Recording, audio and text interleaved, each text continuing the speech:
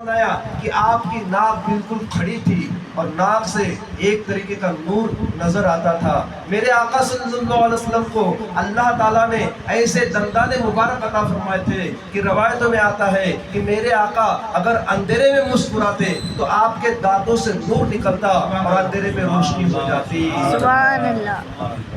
اجالے میں اگر میرے آقا بات کرتے، گفتگو کرتے تو آپ کے سامنے کے دو دانتوں سے نور نکلتا۔ سبحان اللہ۔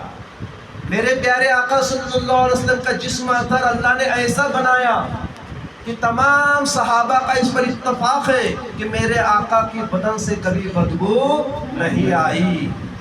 یہاں تک کہ حضرت انس حضور کے خادم تھے، حضرت انس فرماتے ہیں کہ پیارے آقا صلی اللہ علیہ وسلم کو جب کثرت سے پسینہ آتا تھا تو آپ کے چہرے مبارک سے ایسا ٹپکتا تھا جیسے موتیوں کی لڑی ٹپک رہی۔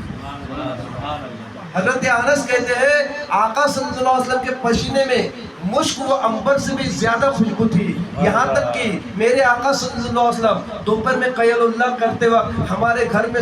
سوتے تھے، چمڑے کا بستر تھا، اس پر آقا سوتے تھے اور آقا کو کثرت سے پسینہ آتا تھا۔ حضرت انس کی والدہ کثرت سے اس پسینے کو شیشے میں اکٹھا کر لیتی۔ فرماتے ہیں حضرت انس کہ جب کوئی ہم میں بیمار ہو جاتا یا جس کسی کو خوشبو کی ضرورت ہوتی تو ہم عطر کی بجائے آقا نامدار صلی اللہ علیہ وسلم کا مبارک پسینہ لگایا کرتے تھے۔ سبحان اللہ۔ وہ میرے پیارے آقا صلی اللہ علیہ وسلم کو اللہ تعالیٰ نے ایسا بنایا کہ حضور کے بدن پر کبھی مکھی نہیں بیٹھی، حضور کے بالوں میں کبھی جو نہیں ہوئی، حضور کے بدن کو کوئی کھٹمل نہیں کاٹا، بدن تو بدن، حضور کے کپڑا میں بھی کبھی جو نہیں ہوئی، حضور کے کپڑا میں بھی کبھی مکھی نہیں بیٹھی،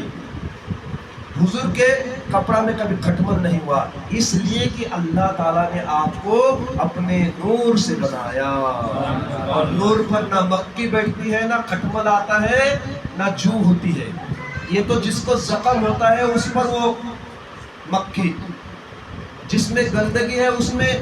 کھٹمل اور اس میں جو ہوتی ہے، یہ عام انسان کی بات ہے، لیکن میرے آقا صلی اللہ علیہ وسلم کو سراپا نور بنایا، نہ کبھی مکے بیٹھی، نہ کھٹمل آیا، نہ کبھی آپ کی جو ہوئی، بلکہ میرے آقا صلی اللہ علیہ وسلم کو اللہ نے ایسا بنایا کہ دین کے اجالے میں بھی چلتے تو آقا کا سایہ نہ ہوتا، رات کے چاندنی رات میں بھی چلتے تو آقا کا سایہ نہ ہوتا۔ تو ہے سایہ نور کا، ہر عضو و ٹکڑا نور کا، سائے کا سایہ نہیں ہوتا، نہ ہے سایہ نور کا۔ اللہ تعالیٰ نے ایسا بنایا۔ میرے پیارے آقا صلی اللہ علیہ وسلم نہ زیادہ اونچے تھے، نہ زیادہ ٹینگے تھے، لیکن ہزاروں کے مجمع میں جب حضور کھڑے ہو جاتے تھے تو کتنا ہی لمبا آدمی کیوں نہ ہو، میرے آقا اس سے اونچے ہی نظر آتے تھے۔ یہ حضور کا معجزہ تھا۔ میرے آقا کی چال بڑی نرالی تھی، نہ زیادہ زور سے چلتے، نہ زیادہ دھیرے چلتے، درمیانی چال چلتے تھے، اور ایسے چلتے تھے حضور کہ مانو کہ جیسے ڈھلان کی طرف، اتار کی طرف چل رہے ہیں۔ صحابہ اکرام رضوان اللہ تعالی علیہم اجمعین حضور صلی اللہ علیہ وسلم کے ساتھ میں جب چلتے تو صحابہ کی یہ تمنا ہوتی کہ ہم بھی حضور کے ساتھ ہوں، لیکن صحابہ خود فرماتے ہیں، حضرت علی خود کہتے ہیں، ہم اتنی کوشش کرتے، پورا ایڑی چوٹی کا زور لگاتے کہ ہم حضور کے ساتھ چلے، لیکن حضور کی